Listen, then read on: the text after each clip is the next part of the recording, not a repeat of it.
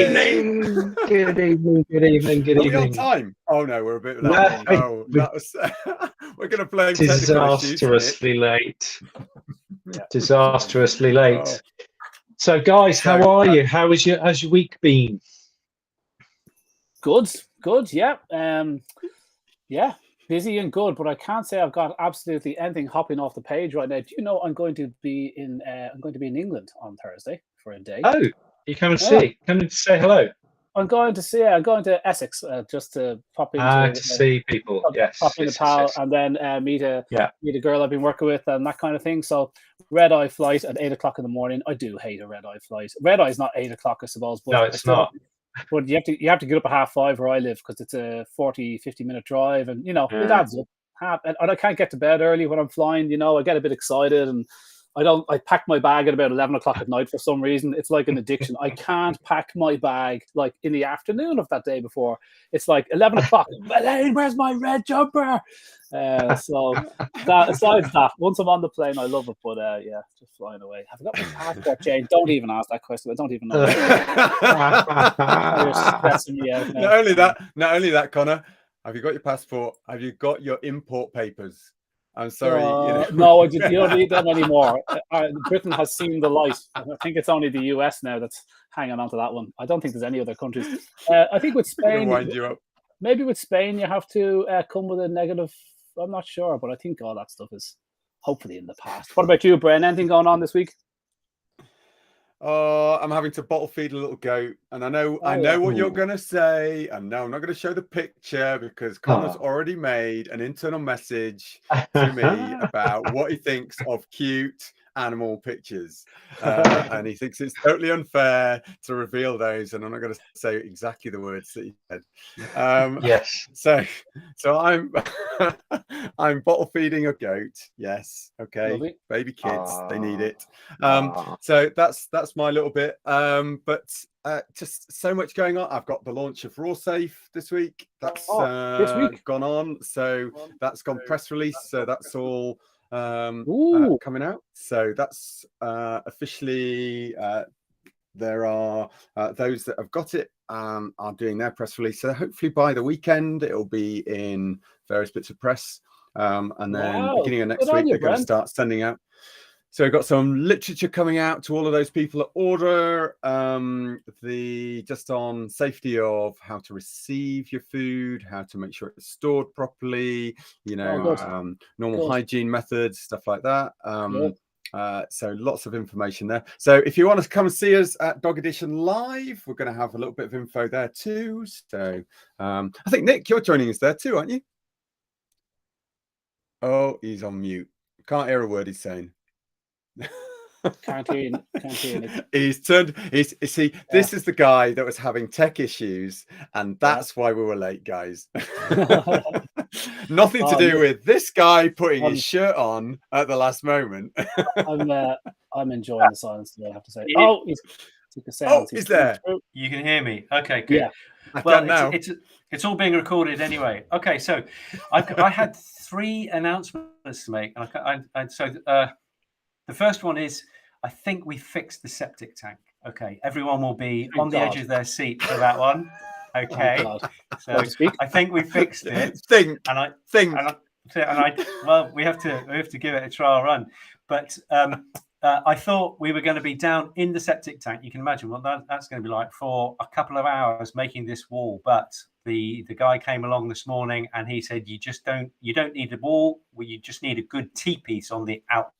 And that's all I'm going to tell you because people will be switching off left, right, and centre. I wonder why he'd just had a shower. I thought that was the reason. Yes. And now I know why. It's been swimming in the cessapool. I've been swimming in a cesspool. Yeah, absolutely. Okay, so that was number 1. Number 2 is Ellie is taking the kids off camping.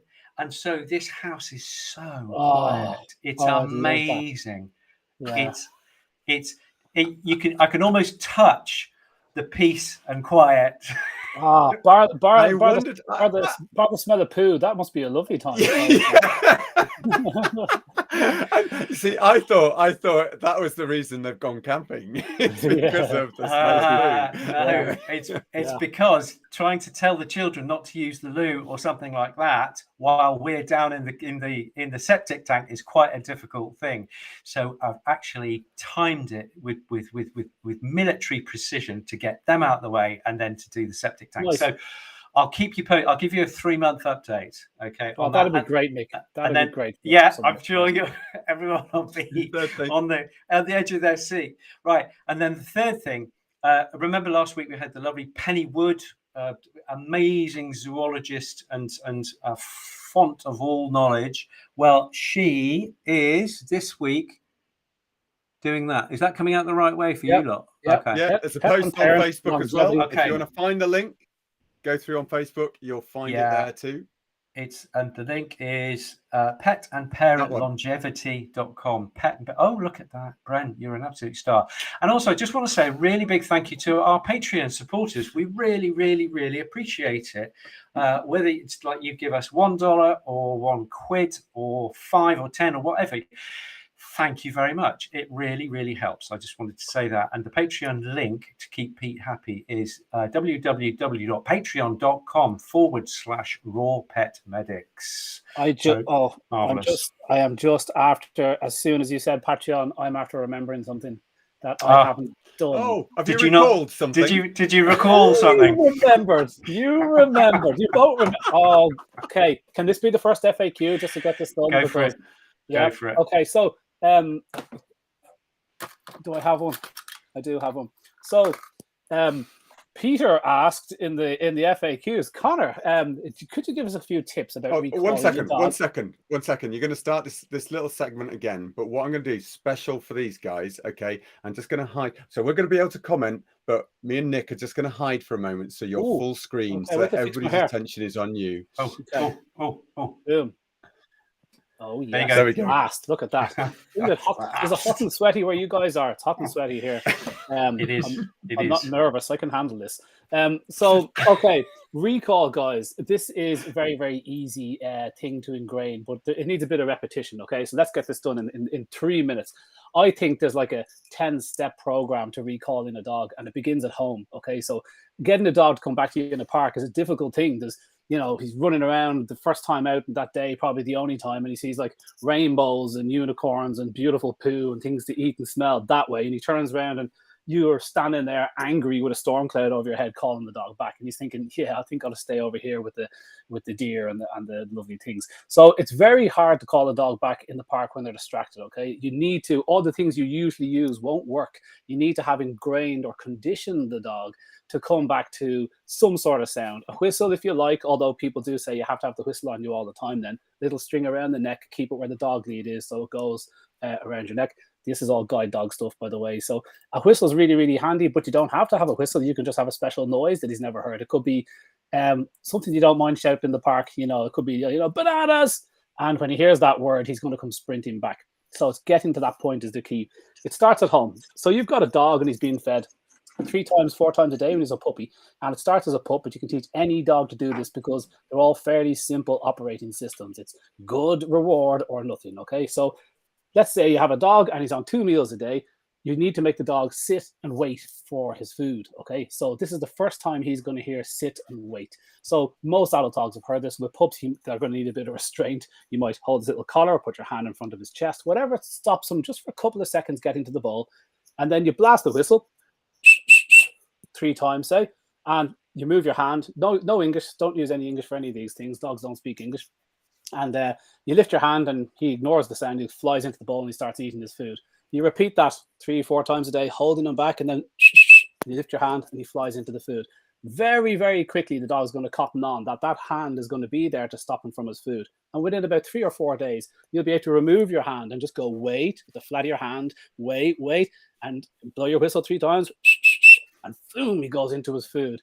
And within about a week or 2, you'll find you'll just be standing up telling them to sit and wait. They get it very quickly because there's food involved, particularly if they're food motivated, which most, as pups particularly, are. So you're making him sit and wait for his food. He's hearing sit and wait. But what he's really hearing is that he hears the whistle and it's food. whistle, food, whistle, food, whistle, food. And his favorite thing is dinner. So he's associating the whistle with the food, unbeknownst to himself. So you make him sit and wait for his food. You repeat this for a few weeks or a month inside the house, and you start making him sit further away from his food, bring in a few distractions, walking between him and his food, or perhaps somebody saying his name, but he has to sit and wait. All the time you're introducing a few distractions. You're on level 2 now with the distractions. You blow the whistle into his food. Level 3 is you go out the back garden, and the dog is it's just you and the dog, no distractions around, and the dog's off the lead, and in your pocket are 2 or 3 sausages, okay? Some really high-end treat, not dry. Obviously, that would be the lowest quality thing you could feed them. Dogs work harder for meat in trials. No matter how big the pile of dry food, they work harder for the piece of sausage because this is their high-value item. So they understand this. So get your value of your treats right up there. And you, so level 3, dog's nosing around the grass, and when he's distracted, you blow the whistle 3 times. Now, he is not silly. The whistle doesn't mean come back to you. What he'll do is he'll sniff and he hears the whistle and he'll go, dinner time. And he'll look at you. And that's the magic key. When he looks at you, go, oh, good boy, good boy. What have I got? Sausages. Bloody hell. And he comes sprinting up to you and you pop out, you break the sausage in half and you rub him around the head. Oh, my God. It's called bringing out the parade. You make a massive scene. He's like, oh, my God, yes, sausages. He's excited. And then you stop, okay? You might repeat that twice in the morning and you might do it once in the afternoon. You stop at the top. Don't repeat it so many times he gets bored of sausages, you know? So you let him off doing the same thing again and he's nuzzling around the hedge and then he go, and you look at you and you go, dinner time. And you go, sausages. And you go, oh, yes, I forgot. And he gets the sausages. Now he's associating the whistle with a really high-end food treat and in the back garden. Soon, as level 4, you're going to introduce some distractions, a human distraction, first of all. So there's somebody that might be called in and we're talking to him. He hears that whistle 3 times. He's not going to run to you. He's going to look at you. You need that look. And as soon as he sees you, you do the things to get the dog back. You need to work at it, guys. Don't stand up straight. Get down low, okay? So get down low is friendly and inviting. Play, bow. If you want to tell someone what to do, you act like a cop or a headmaster, or you stand up straight and you look down. Lads squaring up to each other on the football pitch. There's a reason you stick your pigeon chest out. People that I've never seen before do that. So there's a reason you stand up straight and look authoritative, but you get down low to get the dog to come to you, and you do your jazz hands and you go, oh, you're after blasting the whistle 3 times. So he's already ready to come to you. Jazz hands, clapping his name, making high-pitched noises. Start moving away from the dog, backing away, because that attracts the dog to you. They're the same ends of a magnet. If you go walk towards a dog, you push him away. It's a fatal error. When the dog's in the park and you're looking for him, you walk towards him and he goes, oh, yeah, see you later. And off he goes. So this is level 4. There's a person involved in the distraction. And level 5, you bring a friend's dog in and you have another dog around and you blast a whistle. That is really high distraction for the dog. You blast that whistle and he's going to look at you and go, sausages. Lads, do it with a hungry dog. Don't do it with a well-fed dog. You know, cheat, skip the breakfast. Whoops, sorry about that, but he's going to get it, sausages. And so you blast the whistle and you're going to teach the dog to come back to you in your back garden when there's a dog around and a human around. And very slowly then you can introduce on a walk, you'll get a dog on a long lead. I'd advise picking up a 5-10 meter lead, putting the dog on the lead in the park, letting them nuzzle around in the quietest part of the park ever. No pats, no bikes, no dogs, no birds, no nothing, okay? Really quiet part. He's hungry. He's nuzzling around the grass, ignoring you. You blast a whistle and you go, oh, sausages. And you go, yeah, sausages. So you're at about level 6 or 7 here because you're training them to come back to you in the park now. And then very quickly you start coming off the sausages, okay? You can't be rewarding them huge amount of sausages all the time. So in the park, as you have your little lead clipped around your waist or whatever, he runs up to you and you go, here are the sausages here. Oh, wait, hang on. Is this the right sausage? And you change the sausage and the dog's sitting in front of you. Oh, give me the sausage. Give me the sausage. And you slow it down a bit. Go, oh, there's half this. I'll put this in my pocket and I'll give you this half. But he's sitting in front of you waiting for that sausage, okay? And you slowly give him 1 piece of sausage. Then you give him a 2nd piece of sausage. Now the dog has sat right in front of you for 10 seconds after you've called him. So this is developing the sit and wait where the dog's head is on your kind of knees, okay? So you start working on that, then you let him off the lead, you blow it again, or don't let him off the lead, but release him. Blow the whistle again, comes up to you.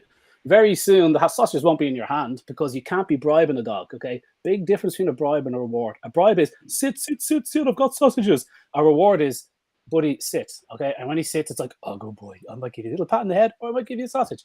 So, you know, you're moving up now, and then level 8, then you're calling the dog back to you. Blast the whistle. You're still going to need to do your work in your jazz hands sometimes if it gets a bit busier in the park. He comes running back to you. You make him sit and wait. And suddenly, as soon as he comes back to you, you straighten up a little bit, get a bit more authoritative, and you stand up straight again. You go, buddy, sit and wait. Good boy, sit and wait. He's tied onto you, so he's not going anywhere. And you're getting your treats out, and you might just give him one bit of treat, and then you make a big fuss of him, because it's all about just getting any reward at this stage. Once you've conditioned this noise into the dog, really high quality trainers, like the gun trial dogs and stuff, they just touch the dog on the head. One little touch and the dog's just dissolving with happiness, tail wagging furiously as if he's just been given a bloody, I was going to say a fox to eat. I don't know if there's any dog eating a fox. But so this sort of training can be developed, but if the mistake is staying on the treats too long, they're painkillers, guys. If you're on painkillers after a month of an injury, you've done it wrong. So that's kind of how you develop it. I have an article on recall, and I swear to God, I'll put it up on Patreon tonight. I wrote it about 10 or 15 years ago for guide dogs, so excuse me if it's gone out of date a little bit, but it's got the 10 steps of how you develop this, that eventually when you blast that whistle, it means come up to me, sit and wait in front of me, and within about 10 seconds, I might pop on the lead, because the mistake people make is, we're going home, there's the lead. And he's like, oh no, I'm not coming. So you might clip on the lead, you might get a treat, or very soon he doesn't get the treats. But then you have a dog that just can't help himself. He hears the whistle and he comes sprinting back to you. The main thing is that this noise gets the dog's attention. Everything after that is less relevant, okay? He might not come straight back to you, but if he looks at you, sees 20 meters away and you sense there's danger, the dog needs to come back to you, you blow the whistle, the dog will look at you. And if he looks at you, you sprint away from the dog and he'll come tearing after you, because their eyes are rigged for moving, particularly if you're moving away. So that's the kind of 10 levels of recall. I'm sure I'm forgetting a few bits, but I'll post it up in Patreon tonight, as God is my witness. Thank you for reminding me. That's whistle recall. What do you think, gents? Is there any other tips and tricks you like about recall? It's so important to have good recall. I would say the one thing is, you don't just train them at the beginning of their lives and then think that's it. Yeah, it's ongoing. Yeah, every day is a training day, and I would always say, always do reinforcement. And the next thing that I would say is make them work for that reward. Okay, actually, once you've got them doing the reward, as Conor was saying, you sort of then develop it, but you make them do more and more. So it may be not every time, but every third time, every sixth time, every 10th time, that will keep their hunger to want to do the work to get the reward. The psychology of that is that a jukebox doesn't pay out every time. There is really high quality psychology involved in motivating your heart and addictive mechanisms. I would rather the thing paid out every time, but there's a treat, an occasional treat. I'm hoping you don't mean a jukebox and you actually mean one-arm bandit. Oh, I mean a bandit. Jukeboxes do pay out every time. They always play the tune. Yeah, exactly.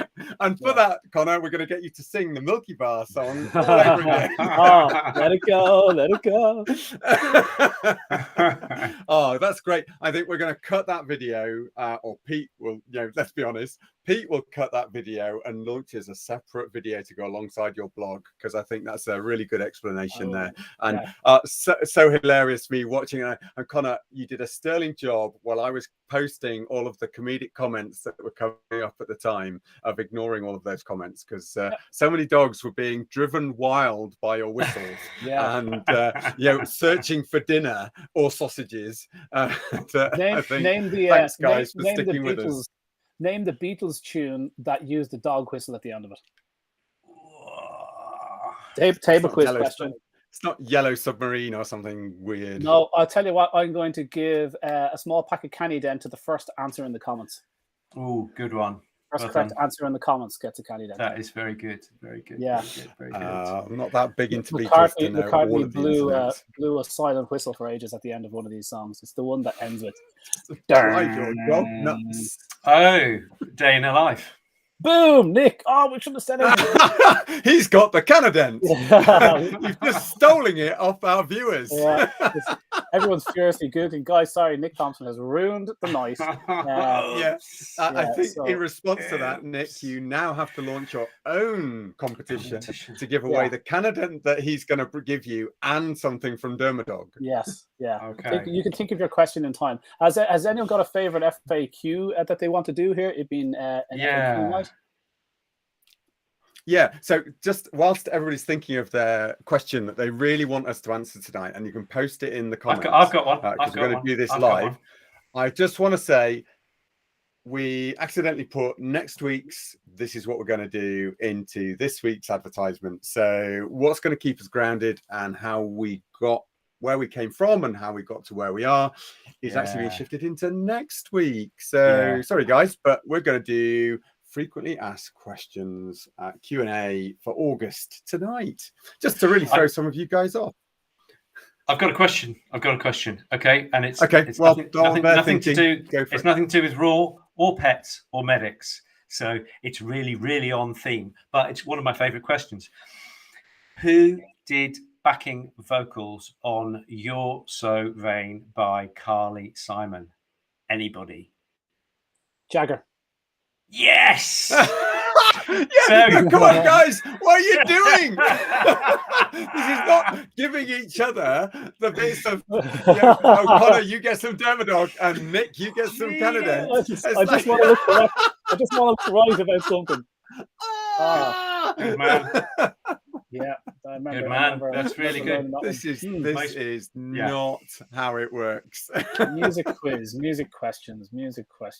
I've got an FAQ here, guys. That from a friend of mine. It's actually a little bit sad, so I'm going to bring down the buzz here a little bit. But a friend of mine has a dog, and I'm reading it here. The dog was only a year old. Okay, he's a doggo. D'Argentino, is that how you pronounce it? And but he's a big boy, and this dog was the best looked after dog, in Dublin. I swear to God, this owner was unbelievable. Everything you could possibly do for the dog, did everything right. One of these stories, fed the best quality meat unimaginable, and if you can imagine, like for a 50-kilo dog or whatever, that's quite a food bill. So unfortunately, the dog got sick. Okay, so on Tuesday he wasn't feeling well. Clearly, he had a little bit of a soft poo. And I think he might have done a little vomit, but nothing too astounding. It was kind of like, all right, buddy, you're not feeling great. He knows what to do. He just said, I kind of fast him, skipped a meal, fed him something easy to digest, a little lightly cooked turkey and porridge or something, whatever he fed. And then he said, I kept him on that for a day. And he seemed okay, but he's a little bit down. Brought him to the vets, great vet here in Dublin, one of our only holistic vets. And she kept an eye, and he was still drinking, and he just seemed a bit down. I'm gonna butcher the exact details of how long this went on for, but by Wednesday, the next day, something was still wrong with the dog. He wasn't right. He clearly but he wanted to eat, and so the owner gave him a bit of food because he seemed hungry. But he vomited then, let's say on the Wednesday, and the vomit was foul. It was just, he said, the foulest smell, like rancid meat that the dog vomited. And he said, this is not right. Back down to the vets. He said, guys, there's something seriously wrong. They started taking him very seriously at that stage.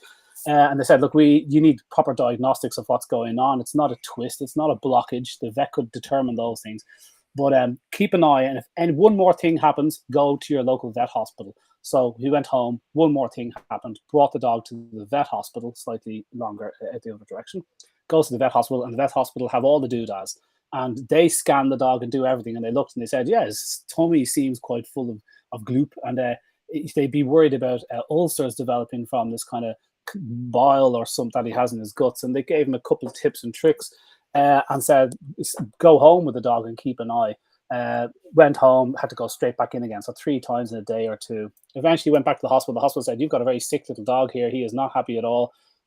He mightn't even be strong enough for surgery to open up and see what's going on. And then he got a call. He said, well, just do whatever you have to do. Don't ignore costs. Just save this dog.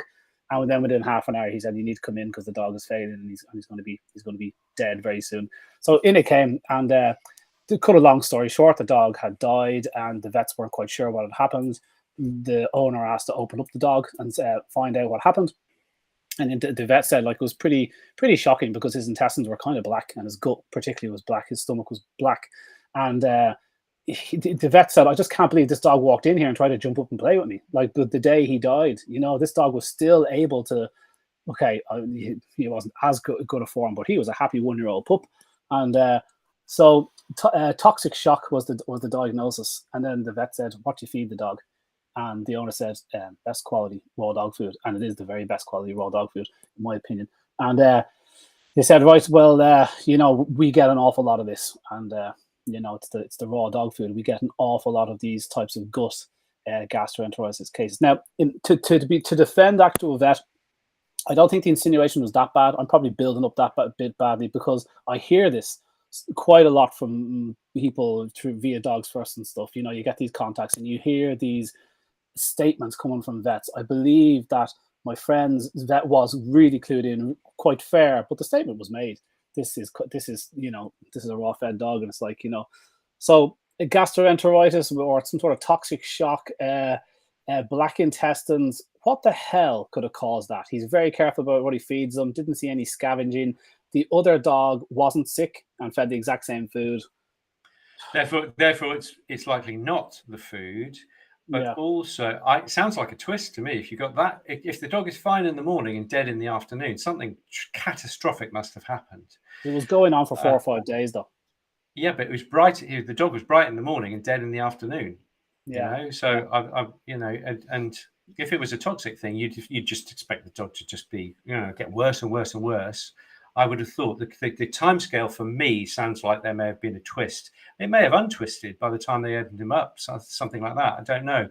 The other thing, there was a meme going around, Brent, this is more your department, but there was a meme going around of this girl who goes to the vet and says, my dog's got a bit of diarrhea. And the vet says, oh, that'll be the raw food. And then she goes in again a couple of weeks later and says, oh, my dog's got a bit of an itchy skin. And the vet says, oh, that'll be the raw food. She then goes in a few weeks later and says, oh, my boyfriend's left me. And the vet says, that'll be the raw food. Yeah, facts. Yeah, that's the worry, I think the dog was getting quite sick, Nick, through it. I might have butchered the exact details.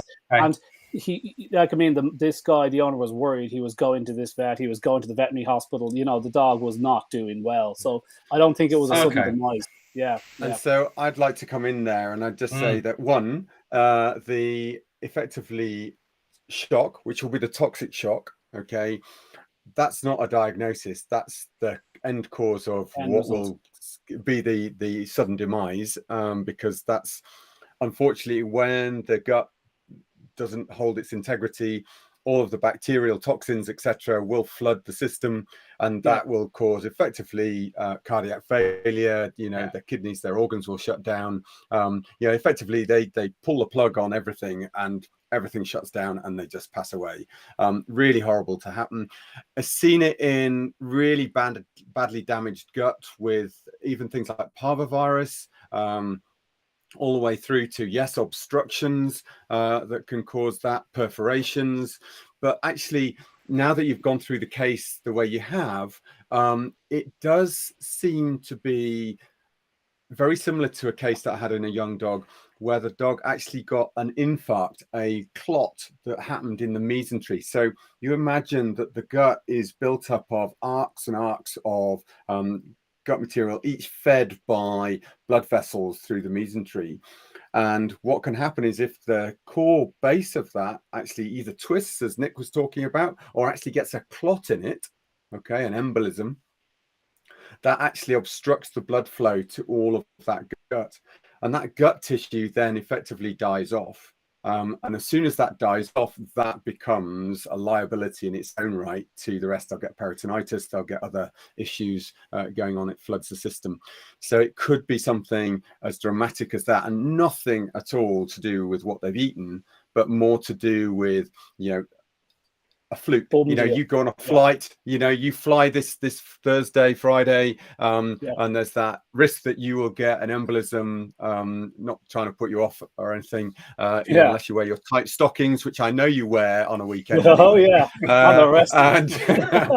and ultimately, it could be just literally, something's happened, that's caused an embolism freak, and it just clogs in the wrong artery at the wrong time. Would that make the rest of the intestinal tract blackened? I understand a part of the intestinal tract blackening, but the blood supply wouldn't be cut off to the whole thing. It's not like one tube. It depends whereabouts that clot forms and how low down the arch is. So the closer to the gut wall, the smaller the arc that will be affected. The further down that vascular wall, the greater the arc that can be affected. So really, and then it's a cascade, because as soon as the toxins start to build, you'll get more clots, you'll get DIC, a disseminated intravascular coagulopathy, that cascades into more obstruction. But I've definitely seen it in a dog out of the blue. suddenly died. Went in, we did a post-mortem to see what on earth was going on, and we had this distinct arc, the rest of the gut healthy, no obstruction, but this distinct arc of necrotic gut that had just effectively broken down. 2 follow-on questions then. The first one is, an owner in this situation wants to find an answer. Can you find such an embolism after death? Can you open up the dog? Is it worth investigating? It should be a fresh. It has to be a fresh cadaver. I mean, this far on, finding that clot is not going to be a possibility because there'll be so many other factors going on. As soon as it's more than 24 hours old, virtually you've lost everything, especially in this weather. And as soon as you freeze stuff, you're not going to find it. It's a really heart-wrenching, heartbreaking story to hear. But it does happen. Yeah, he's hammered with it. He really is taking it hard. He's had quite a lot of dogs. He was particularly fond of this one. So the second question is, what options are available to us dog owners to get some form of a post-mortem, like whatever about the vet's opinion at the time, which is obviously extremely useful. What can we do? What can we say to the vet? Can you just run some bloods, please? Can you check the tissue? Can you take a biopsy? Can we what are the options available to us to get this done? And does pet insurance ever cover it? Pet insurance, as far as I'm aware, does not cover post-mortem. It's more a case of you finding out, especially if you've got other dogs and you want to make sure that there's nothing obviously been ingested that could have been the cause of it. If we go in and find a stomach full of some weird tablets or the metaldehyde stuff from slug bait or something like that, it's going to be the obvious things. Generally, you have to have a discussion with the vet. They're going to discuss, that you may go through all of this process of looking at all of the organs and find nothing. Okay. And there is that possibility. There is a possibility of asking them to send it to their local laboratory that can do postmortems. But unfortunately, as soon as you do that, you won't be able to ask for ashes back. They will go for communal cremation, just due to how they deal with hazardous waste and what they would therefore consider appropriate. Very few of those external labs will allow to go onward for cremation. Depending on your relationship with the vet, you could ask for another vet in the practice to do the post-mortem, or even another practice to do the post-mortem. But, that's a hard conversation to have. And many dog owners will be distraught at this point, not even thinking that they want to go down that route. And it's only really probably the vet, honestly, the vet that's dealing with you right there now, probably wants to know as much about why has this case escaped them, what's happened. She definitely did. The vet was upset, so a great vet, there's no doubt about it. But I think the slight insinuation about the raw dog food kind of has it becomes they need to create a narrative. They need to create a story to explain the unexplainable. And therefore, sometimes they are prone to going down the let's grasp at the easiest thing, and it's the big red bus in the room that they want to talk about because they're told that by so many other people in the profession. And don't let that, interrupt the realistic view that so many people here on the comments are just saying, well, of course they're going to blame the raw food because, we've fed for 30 years raw food and we're not seeing it, so it's not going to be a problem. The other dog was the other dog was fine. I think he said that the other dog had a slightly soft poo on Tuesday when the first dog was sick, and I thought even that would be enough for me to think, okay, interesting. But it doesn't need to be food. There's so many other things out there that they could have picked up. You can't go down that route. Brent, with the previous dog that you saw, what was the cause of that necrotizing enteropathy? Do you know? No, it just had an acute inflammatory process. It skyrocketed its temperature, so it's almost like that typical child that suddenly skyrockets a viral temperature. But other than that, it was just found that there was a clot in the mesenteric artery that effectively led to the necrosis of that gut. Okay, fair enough. But, consequences of clots can be many, many things. And, high temperatures can be one of them. Conor was asking earlier about what can cause those clots. It can be literally high temperatures, viral disease. They set clotting factors off that you wouldn't know were there. Change in blood pressures, all sorts of things that can happen to set them off. And what's the Philip is asking, what's the price of a PM? Would you say an average price? I imagine it's variable depending on how much work they have to do. But where would you think? Do you want them to just look in the guts and see what's going on? Do you want them to do a full post-mortem? Take samples, send that off. And it's not just the time. If you are giving over an hour of your time, 2 hours of your time to doing that, that alone, is a cost in itself. But then it's the cost of any samples that goes to the lab, which can easily double what you're doing, and depends on when they're doing it, whether they're doing it for them learning what might have been going on, or and they're willing to discount that pricing, or whether they are just saying, well, look, we're stacked out, we've got so much other work, but we will do it for you if you want to, but that'll be the cost. And I would be surprised if you're under £500 for them to do a post-mortem these days, and then you've got costs of laboratory stuff on top. So just, be prepared if you really wanted to go into investigating at length what exactly was going on. Yeah. Sounds good. Yeah. Sounds a little bit disheartening, actually. Sounds a bit like, I'm not sure I'm actually going to know here. And there's not really anything you can do about it, which is tough to take. I kind of want to know that was something. Is a depressing amount of comments to say, was he poisoned? It's like, bloody hell.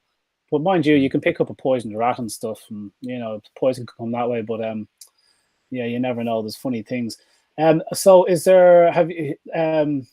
anybody else got an FAQ? I've got I saw one just a bit further up. I can't find it now because there's been lots of discussion.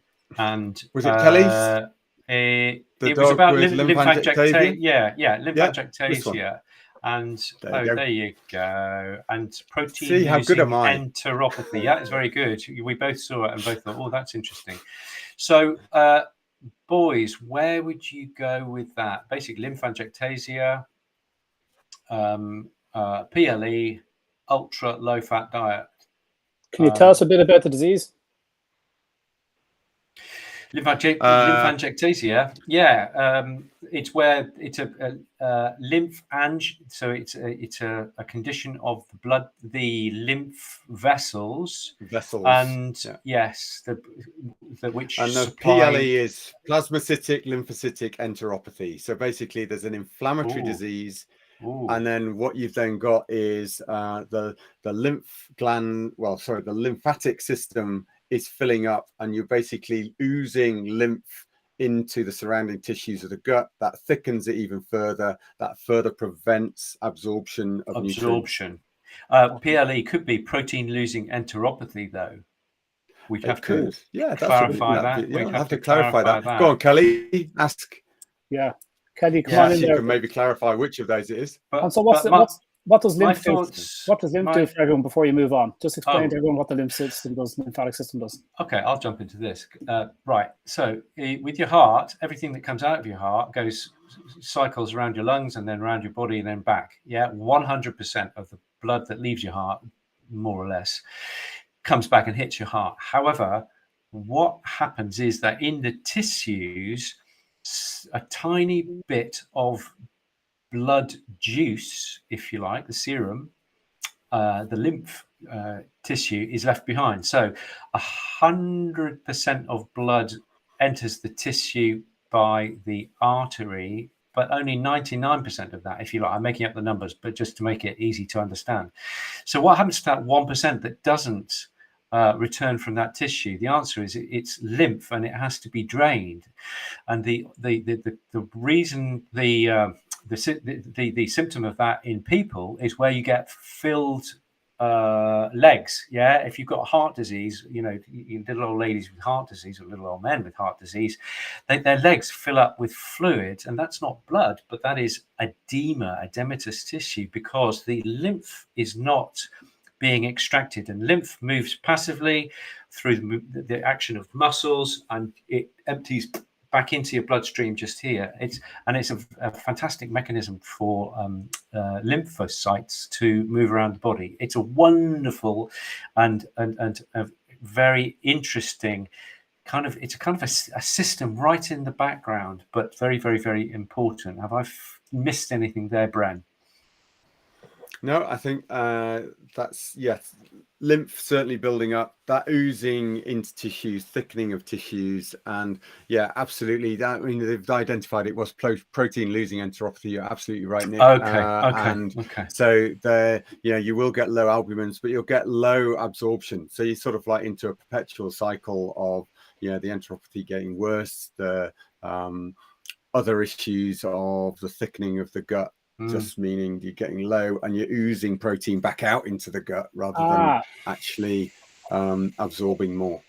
Okay, I was going to ask. I don't get the protein losing bit because it's nothing to do with the lymph system. But if this is affecting the gut and the gut's ability to do the job, is that where the protein loss bit comes from? What's the PLE bit from? No, it oozes out back in the fluid. There is albumin getting lost back into the gut from that fluid leakage. Okay, right, cool, got it. Right, so okay. So what are you gonna do? One thought there, Conor. Where would you go with that? I don't know. As soon as you see kind of weight loss in dogs, I'm no expert because it depends on where the hole is and why. I suppose it's kind of like when when you've got these gastrointestinal issues and the dog is low on B12, so he needs an injection of B12, and it's like, oh bloody hell, the dog gets a savage amount of B12 in his diet. What's the hole and where is it, and let's fix it. Yeah. That would always be the way I'm thinking, but because I lack any sort of knowledge of this particular issue, when I see weight loss, you need to stop the leaky, you need to plug the bucket, but I don't know how to do that. But in the meantime, if it's protein loss, you can always feed this higher protein diets. Dogs eat very lean diets. I'm a big promoter of very lean diets for dogs. I don't see why that'd be a problem. I imagine if this dog is already raw fed, she's already getting a whack of protein in her diet. And she's saying she's on low fat, which if you're a raw feeder means very little carbs, low fat, a lot of protein. So the dog's probably already on quite a lean diet, and you can't push that too far because once the fat goes too low, the dog will start getting extremely lean. So I don't know is the answer. I don't know what I'd be recommending. I'd be saying you need to go talk to your vet. My thought would be to do some food trials because I find that wheat, beef, and chicken are the most allergenic foods, and those would be the first things that I'd be removing. So you may have done it already, Kelly, but if you haven't, I'd be thinking about doing food trials just to change the chicken breast and white fish for another low fat, so rabbit or venison, and do some food trials, because it may be that the thing that's driving the inflammation and the lymphangiectasia and all that stuff is just a food sensitivity. Brent, where would you go? Yeah, so I take that a step further rather than just sticking to the food alone, and I would actually start to look at how can we fix some of this leaky gut that's leading to the inflammation. What can we do to close those gap junctions to stop exciting the inflammation? So a little bit more functional medicine, maybe adding some butyrate into the diet, just to sort of shortcut the requirement of bacterial production of that. Helps with healing. There's a few things like using glutathione, so L-glutathione, so that's liposomal vitamin C. Using some of these nutrients just to try and seal up the gut. Even going back, so I had a little dog in the other day that's been on, so the classic conventional treatment here is suppress the immune system, stop that inflammatory process going on, stamp on whatever's going on. They add steroids usually in at this point. Even speaking to the referral guy, they were on about adding cyclosporins in on top, azathioprine as a sort of last ditch, those sort of things. And I just went, I can't do that to this little dog. It's had an enteropathy for the last 6 months, and literally adding in aloe vera, adding in tree bark powder, okay, and just giving that, turned that little dog around within 3 days. Just bandaging the gut, calming things down, getting them away from cardboard hypoallergenic foods and giving it some real nutrition, using those two things. And now we've got to 80%, where we've got the last 20% will be about sealing that gut, reducing the excitement of the immune system, and then coming back in to sort it out, and accepting it's not going to be an instant fix. Now, lymphangiectasia, don't get me wrong, can be really, really difficult to turn around in that shorter length of time. But it still backs up, I would say, do whatever you can to stop the stimulation of that immune system, get that support in. You've got to stem that, ultimately, that level of lack of absorption somehow. And some of that is a reset of the gut flora. That's another gateway in. Bone broths, absolutely, just reiterating bone broths over and over again. That's another thing that this little dog had. Just accepting there will be a point where you're going to have weight loss regardless. You've already got it, and it will continue to lose weight. Ultra low fat, for me personally, is not the root of this dog's problem. The other things that are stimulating the immune system, not the fat levels that are going on. It's like if you focus on that, you can only create leaner and leaner and leaner and leaner diets, and that will not solve the problem. There's something else. Natural anti-inflammatories, can people reach for things that will, from omega-3s to golden turmeric paste to things that we know are quite potent natural anti-inflammatories? Can you do that to help? Like Boswellia is where I'd go with that. Boswellia is frankincense and is used in human herbal medicine for IBD scenarios. So to a certain extent, this is kind of just a glorified puffy IBD type situation from what I can see. And so you've got to look at the food. So if it's small intestinal, small intestinal, I love to reach for iris vers. I think that's, if they're vomiting and got stomach cramps, anything from IBD through to pancreatitis, I find it really useful for iris. Very much so.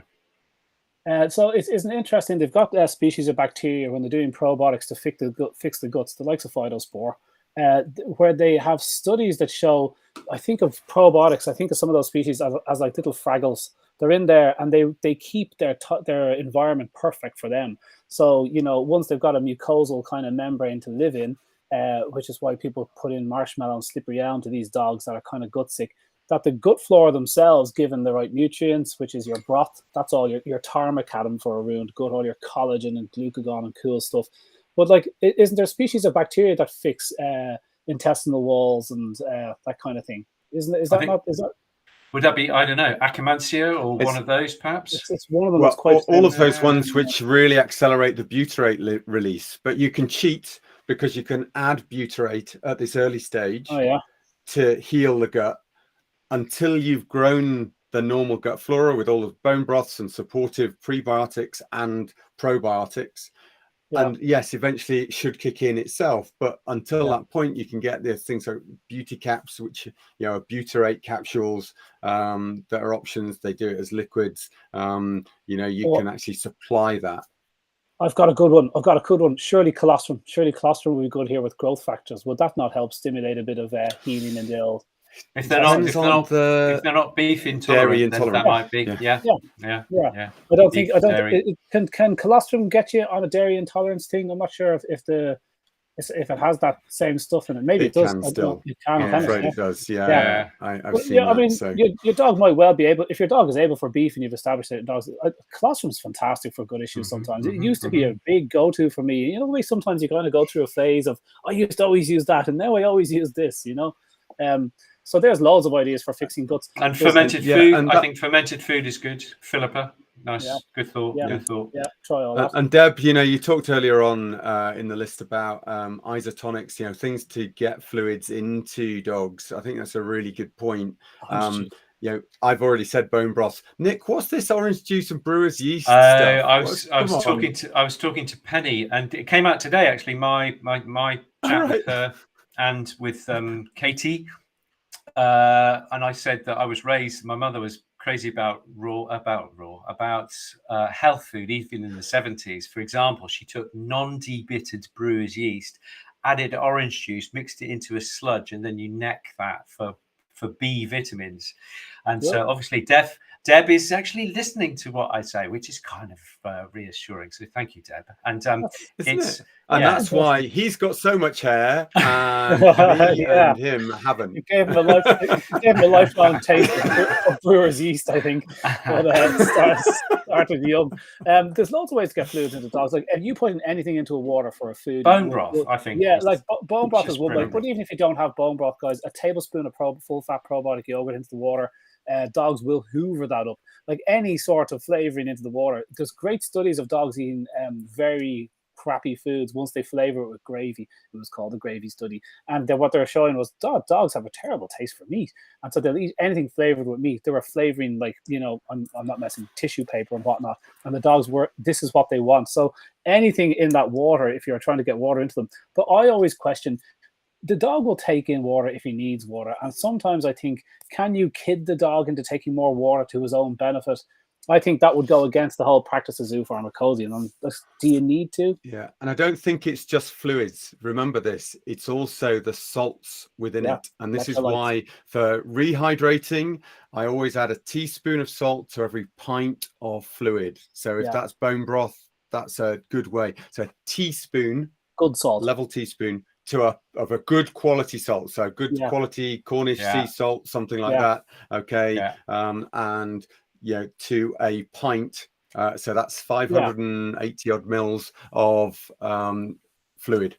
Okay, I'd also put half a teaspoon of honey in there as well. Local honey, raw, pasteurized. And you give them that water, but also give them plain water, because they mightn't want your salty isotonic water at the time. Have 2 bowls of water at a time.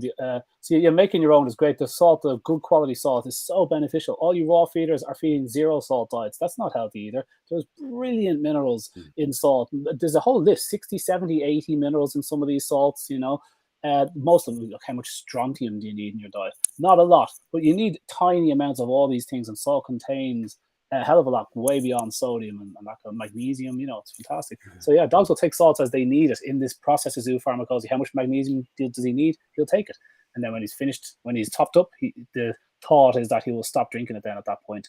I had that done on me with licorice, remember I told you that story about zoopharmacology, dipping your finger in the licorice.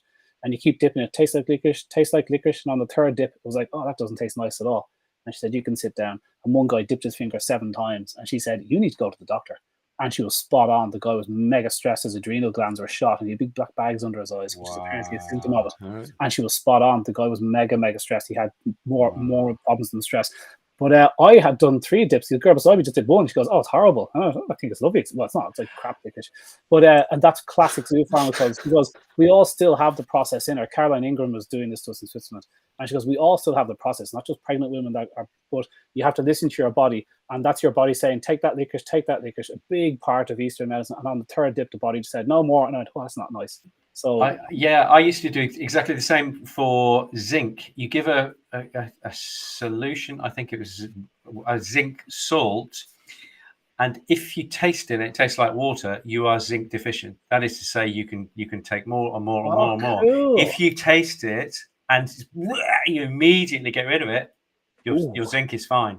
Oh, I like that. It's a recognized test for assessing. So you can kind of buy a little kit from Higher Nature or whoever it was, but it makes so much sense, doesn't it? Yeah, a little mini suitcase with like all your vitamins, all your minerals. Drop them into water and neck them every day and top yourself up. Oh my God! Okay, so Rebecca's saying about Parvo. There's Michigan. Unfortunately, as soon as you add tequila, you're necking them. I needed a lane. Rebecca, just in the last minute, guys. Rebecca, that's very interesting about the Parvo-like illness. Rebecca, if you can keep us posted on that. I'd have thought if it's like Parvo, if it's connected to Parvo, they would be able to identify it. They just stick it under an MRI or whatever it might be. Well, remember there was that electron microscope. There was that slight variant that hit Northern England and Northern Ireland at Christmas time. And it sort of went through Northern England and across Northern Ireland. Also, all tested negative, cause massive amounts of vomiting and diarrhea. And I think they were trying to connect it to COVID. They were trying to connect it to parvo. I think they ended up thinking that it was actually a different variant of parvo that was going through. So I wonder if it's the same, because they were all testing negative in hospital for parvo, but with parvo-like symptoms. Right. So that would be interesting, because that went to Northern Ireland, I think, as well. And I just wonder whether it has spread around the world, because originally they felt it came from sea life, so from seals and stuff like that, because it hit from the coast first and then sort of spread inland. So it would be interesting, because we do know seals can suffer from parvovirus. They can. So it would be interesting. The dogs were very sick, 2 to 3 days, wiped out. I was looking visually at a couple of them, particularly one of them, such a healthy dog, and a week later the dog was smashed. It really hit him hard. He could barely drink water, lying in his bed, but they recovered after 3 days. But you can see how with a weakened animal or a pup like parvo, it's shocking what parvo can do to a litter of pups. It's not nice to look at. So anyway, guys, it's 8 o'clock. I think God, I love FAQ. There's always such cool stuff. It's great, isn't it? Yeah. Lots to talk about. I tell you what, very quickly, Stephanie, you need to read the literature from RawSafe. If you come down to Dog Edition Live, catch us there, you'll see some of these leaflets. That might help you out with that question right there. Otherwise, you'll have to go onto rawsafe.com and look it up. And it'll be published. That question was about raw feeding with a baby in the house. I've got babies in the house at the moment, so I'm walking the walk here. But yes, the study showed that if you feed a dog rotten, contaminated meat, they will poo out more hazardous bacteria. That's a fact. But if you feed good quality, clean meat, like the very vast majority of raw dog food producers, and certainly if they're following RawSafe's guidelines, where they're putting themselves forward for a voluntary audit, which is terrifying as an ex-food producer. Believe me, you don't want people walking around your factory if you're not absolutely prepared, because it's a scale. Like, you try to be as good as you can, but it's hard to keep things in absolutely perfect. So believe me, companies that sign up for RawSafe, no food producer, no dry food industry, pet food regulators, AFCO, none of them do inspections. They don't test people's products. They don't inspect your premises, nothing. So that this is a huge thing, this RawSafe. Rachel Mack in the comments has visited. Yeah, one last thing. So with the stats, if anybody recommends moving from fresh food to dry, they need to bear in mind that from 2006 to 2016, 132 people were poisoned with salmonella from dry pet food. Half them toddlers under 2 years of age. Okay, in that time, fresh pet food harmed 0 humans. That's according to the literature. Of course, some stuff is going to be going on. It's a big world. Things happen. But we have enormous safety studies, 2 enormous ones from Helsinki and New York, that show it seems to be an incredibly safe thing for families to do, possibly even protective. When you think about, people that live in India can drink the Ganges water and we can't. So, like, there is a whole lot to this, but what we do have is a huge amount of evidence, proper peer-reviewed evidence, that tell us it's a safe thing to do. You don't have a single study suggesting dry food is a very safe thing to do. It has its issues. It's not inert.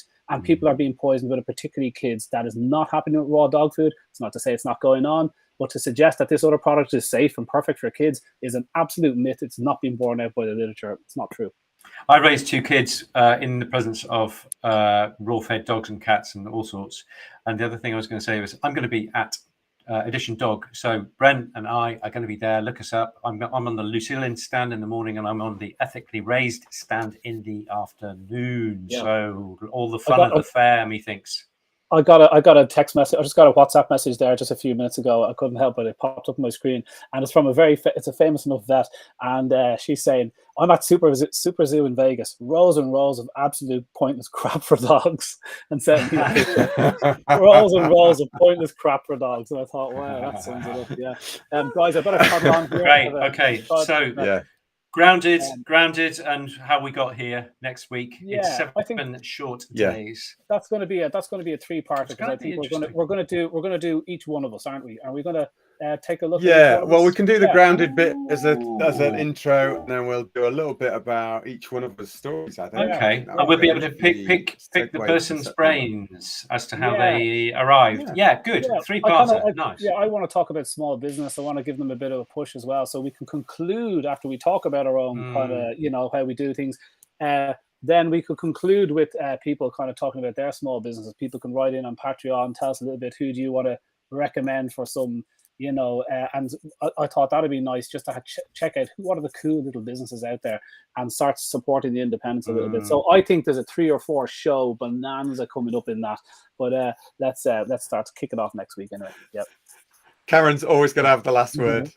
Like a Marvel origin story. That's the film you don't want to see. Very tedious. 4 hours of it. God, I wanted my money back. All right, guys. That was a pleasure. That was cool. Fabulous. Fabulous fellows. Thank you, guys. And thank you, everybody. Really appreciate it. Yeah. And we'll see you in 7 short days. Toodaloo. Indeed.